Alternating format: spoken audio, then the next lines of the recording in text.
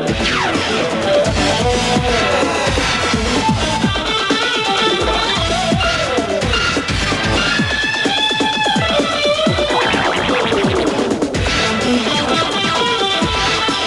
on GamePro, Game Genie codes for Bart vs. the World and Dragon Warrior 2. A prehistoric review of those cool cave dudes, Joe and Mac. Kick some tail in the arcade with Street Fighter 2. And Master Higgins brings Adventure Island to the Game Boy. All this and tons more on GamePro.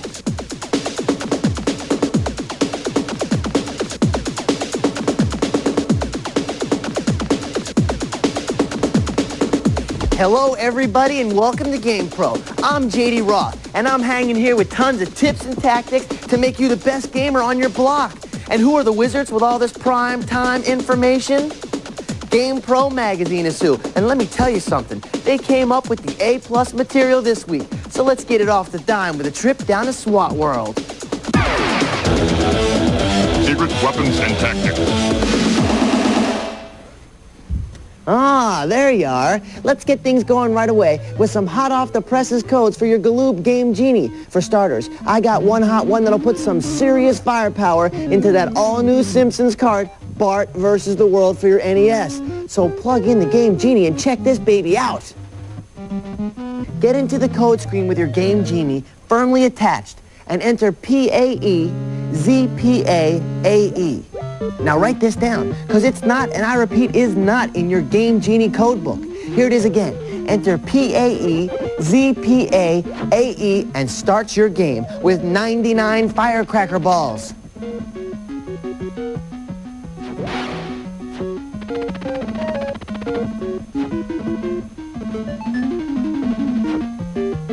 Just what the world needs. Bart Simpson with firecracker balls. Well, speaking of causing trouble, I've got a couple of brand new codes that'll help you cause a whole lot of trouble in Dragon Warrior 2 for the NES. Now remember that these are Game Genie codes. Be sure to attach the Genie to the game cart. To start the Prince of Midenhall with 99 hit points, enter the code LVKLUSGP. Now to send the Prince on his way with 80 strength points, use this code. ASKLOIIA.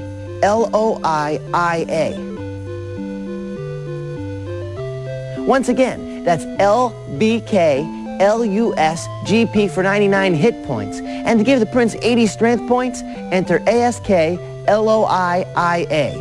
Now get busy with those munching, crunching lizards.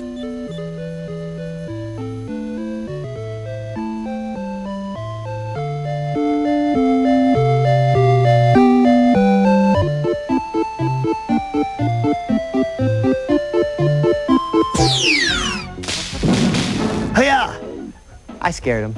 If you're an arcade coin cruncher like me, then you know all about Smash TV, the ultimate challenge where you play for the ultimate prize, your life. Well, this monster card has come to the home video screen for your Super Nintendo, and we've got a tip to keep you alive a little bit longer. Bring up the 1 or 2 player selection screen. Now, press down on your pad, then the L trigger, then the R trigger, and finally up. This will put you into a special option screen where you can add up to 7 extra lives and 7 continues to your arsenal. Nice!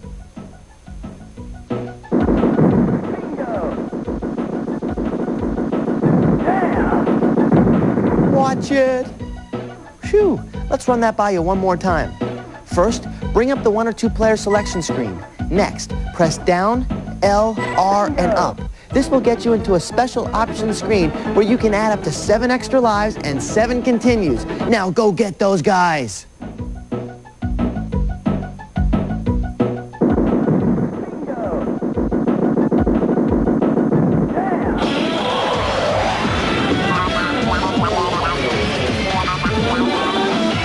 Hi GamePro, I'm Christy Hooks from Philadelphia. I need really bad help with the game Zelda 2, The Adventures of Link. How can I defeat the evil shadow boss at the end of the game? It's really hard. Well, Christy, since you're from Philadelphia, which is my hometown, this one's on me. Watch this.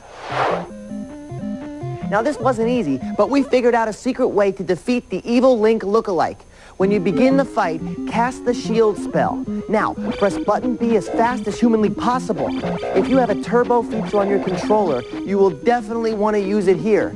As you push button B, you'll be stabbing the boss character over and over again. If you can keep at it, you'll eventually kill him and then win the game, which is what you want. Hey, that was a great question. Fantastic job. Now, if you have a question, tip, tactic, or anything, send it in to us. We'll give you the address at the end of the show. Golden Axe 2, winning tips from Might and Magic, TV Sports Hockey, and Super Mario World, right after these messages. Welcome back to GamePro.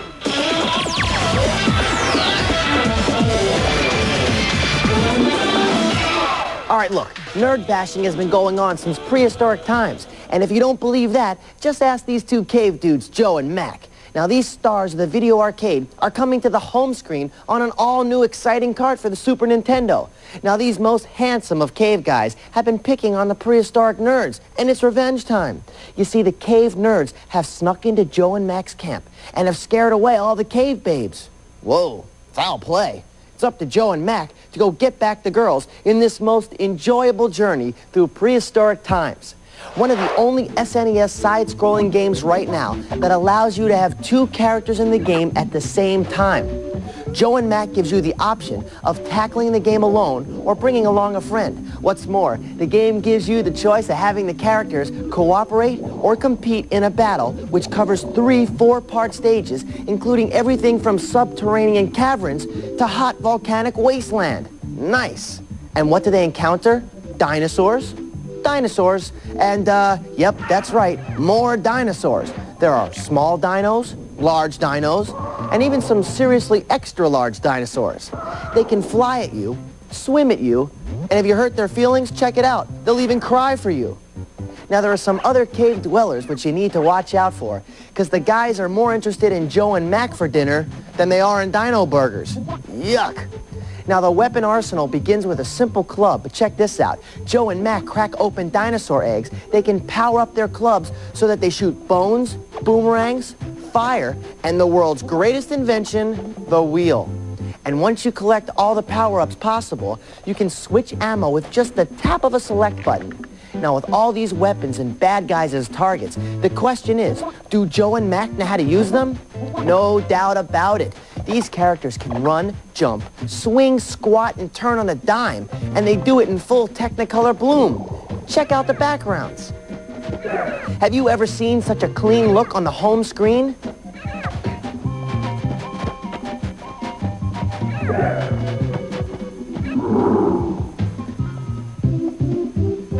So, I bet you're wondering how we rated this cart for prehistoric coolness. Remember, we use a 4-point system, with 2 being completely, totally not happening, and 5, that's as good as it gets. Now, if happening graphics are what brings you to the home game screen, you'll be a regular visitor to this game. As I said before, the backgrounds may be the best we've ever seen, and the foreground action is, well, just plain awesome. The sound effects will also rattle your club. I mean, the music is great, and the effects work to make the game all the more fun. Not bad, huh? While the game will give you a reasonably good challenge, I'd have to say that this is a game to be played more for the fun of it than for the challenge. And speaking of fun, you're going to get a whole lot of that when you join the search for the cave babes in Joe and Mac. Gotta go. Whoa!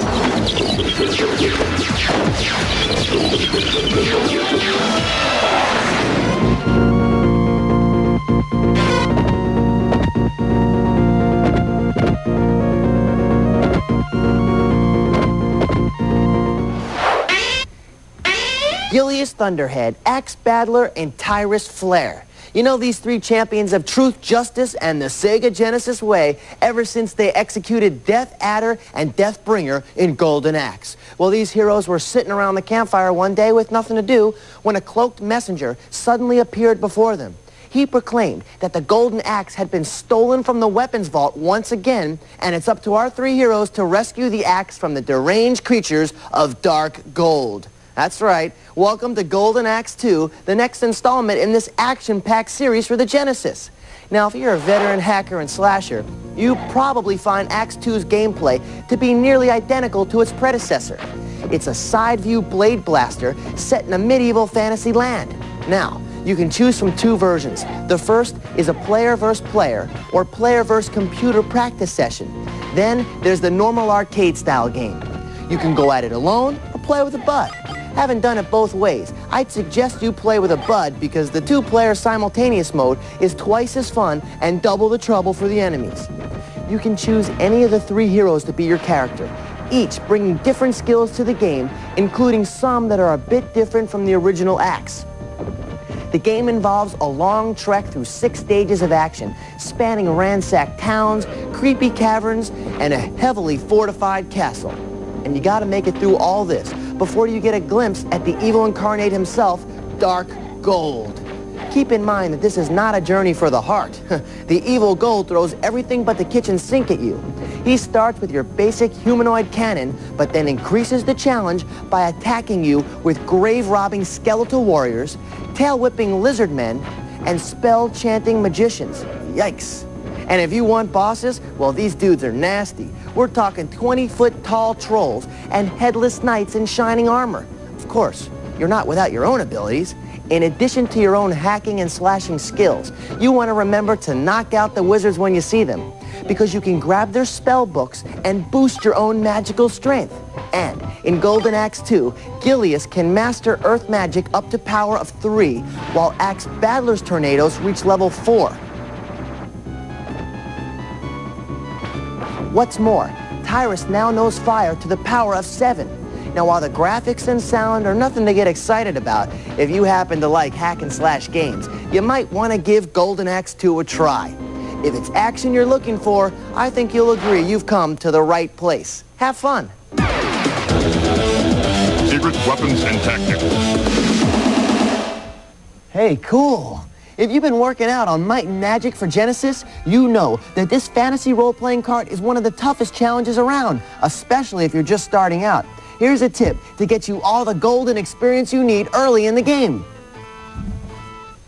First in Middlegate, go to the weapons shop and buy green tickets for 10 gold pieces each. Next, get to Volcania, where you pay 100 gold pieces to teleport to Atlantium.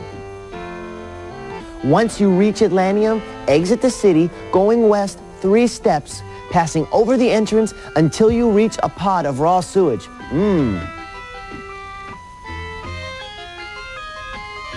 You've got the craving, so go ahead and sip that raw sewage. Magically, all your character's attributes will be at 100. Walk back to Atlantium and go to the Coliseum. Now, by trading in your green tickets, you can fight a battle in the Coliseum, and with your souped-up attributes, you can win easily. Then once you win, you get 1,500 gold pieces and plenty of experience. Keep repeating the trick till you have all the gold and experience you need. Hey, I don't know about you, but I could stand to hear that one more time. First in Middlegate, go to the weapons shop and buy green tickets for 10 gold pieces each. Next, get to Volcania, where you pay 100 gold pieces to teleport to Atlantium. Once you reach Atlantium, exit the city, going west 3 steps, passing over the entrance until you reach a pod of raw sewage.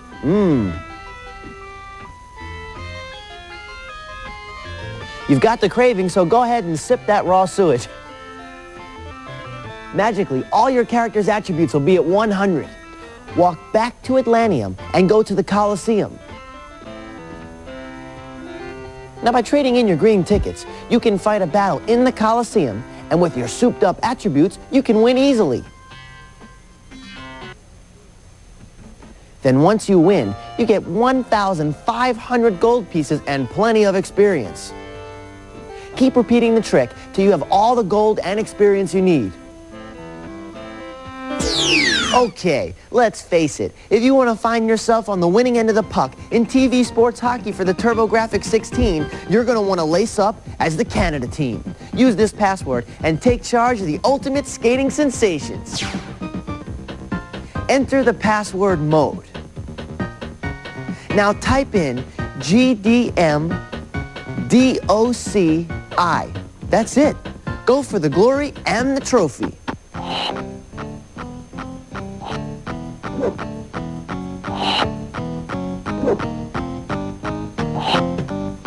Oh, what a save. Here it is one more time.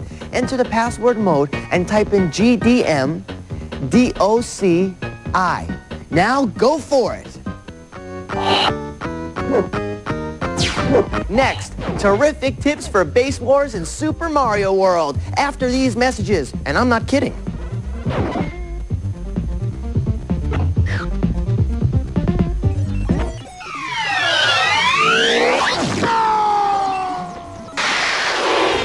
The Blockbuster Video Top 10 NES video game results for this month are...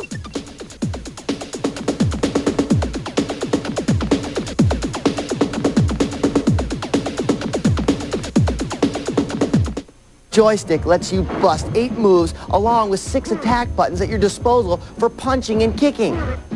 Sounds simple? Well, while the concept of this game may be a piece of cake, I think you'll find that fighting against this machine Street Warrior is no picnic. I gotta get back to work here.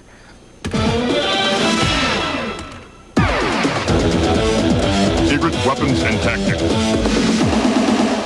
Listen up, because here we go. After 2 Adventure Island experiences for the NES, Master Higgins has now come to the small screen in Adventure Island for the Nintendo Game Boy. And, as we've come to expect from previous versions, the jungle fever action is hot and happening, and you're gonna definitely need some help to make the witch hunting a little easier.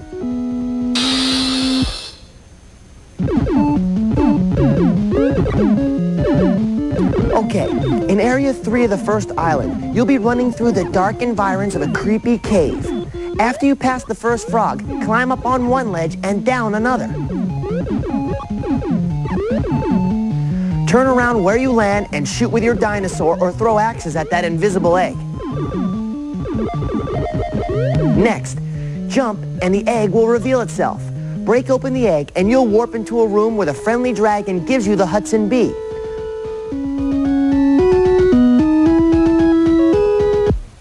Once you've got the Hudson Bee, you can keep your full complement of weapons when your game ends. Now that'll keep Master Higgins hopping.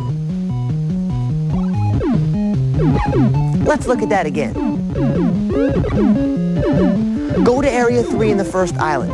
As you're running inside the cave, watch for the first frog. Once you pass this frog, climb up on one ledge and then down another. When you land, turn around and shoot with your dinosaur or throw axes at the invisible egg. Next, jump up and the egg will reveal itself. Break open the egg and you'll warp into a room where you're given the Hudson Bee. Now when you end the game, the weapons remain yours for the using. Good luck!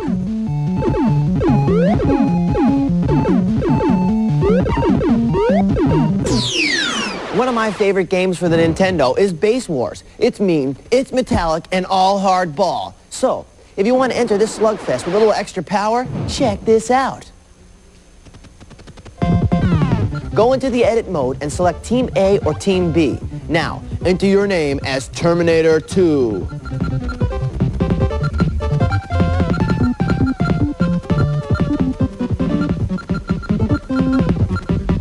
Yeah, I know, that's right, just like the movie. I know that's what you were thinking. Now begin your game. If you've chosen Team A, you'll discover that all your players have laser guns. If you've chosen Team B, you'll enter the game with all players armed with laser swords.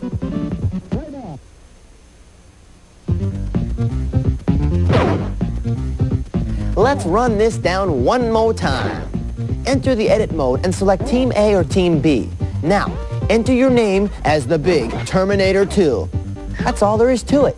If you play as Team A, you're loaded with laser guns. Choose Team B, and your players get the laser swords. Batter up! Don't go away. We're coming back with a killer tip to warp you to Wendy for Super Mario World, next on GPTV. Welcome back to GamePro.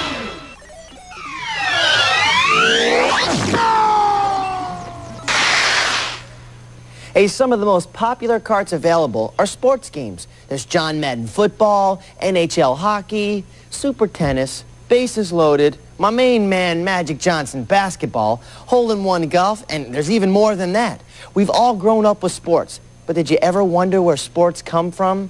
Here at GamePro, we've got all the answers, so I'm going to let you know. For instance, basketball was started by a doctor named Naismith who hung a peach basket up at a YMCA gym, and athletic shoes have never been the same.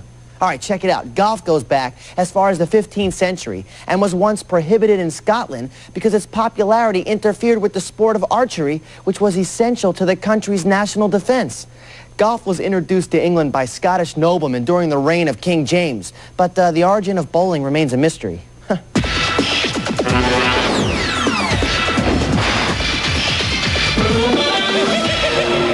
Chance McCoy from Washington, D.C. I've got an awesome trick for Super Mario World on the Super NES.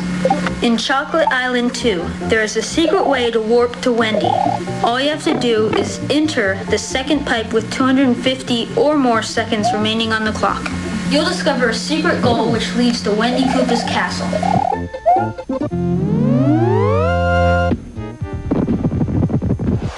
All right, that was a solid tip, bud. Thanks a lot. I'm going to use that one. Hey, that's all we have for today. Now, if you got a viewer tip or one of those tough questions, send it to us at this address right there. GamePro TV, P.O. Box 3329, Redwood City, California, 94064. Okay, we're on pause till next week. I'm J.D. Roth. Take care of yourself. Peace. We out of here.